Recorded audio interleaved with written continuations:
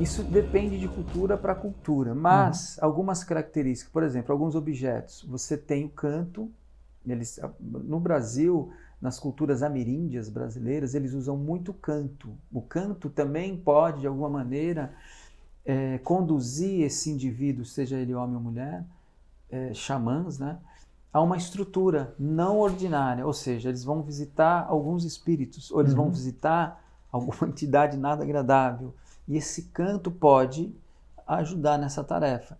O uso de alguns instrumentos pendurado na vestimenta, isso se apresenta em algumas culturas. Colares ou outros instrumentos?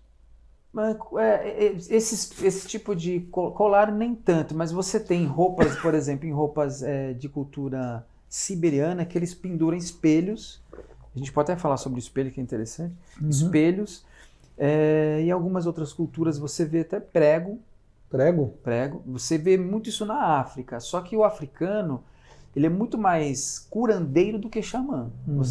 Raramente você vai encontrar xamanismo na África hoje.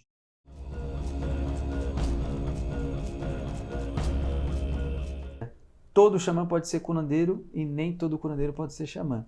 O curandeiro, a função dele é curar.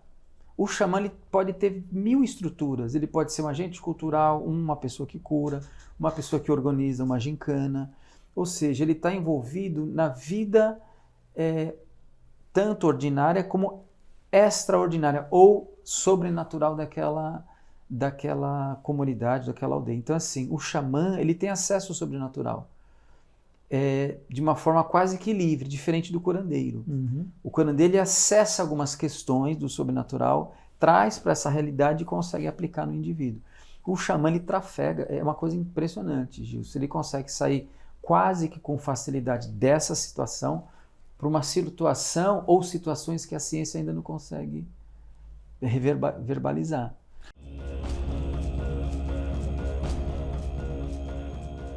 Porque a palavra, Gilson, xamanismo, ela é uma palavra antropológica. Então ela foi inventada pela academia, porque quando eles foram visitar entre os séculos XVIII e XIX, numa aldeia russa, eles viram que eles chamavam aquele indivíduo que estava em transe, enfim, fazendo todo um ritual, ou às vezes até praticando uma cura, que eles chamavam ele de samã.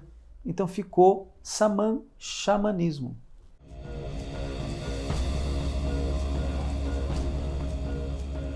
O xamanismo é mais que isso, sabe por quê? Porque a ponte é só um acesso de ir e vir. O xamanismo, ele é a estrutura de tudo que a gente conhece. Então, por exemplo, estou olhando aqui para uma câmera. Essa câmera, eu te falo com toda certeza, só existe porque no ano passado existiu o xamanismo.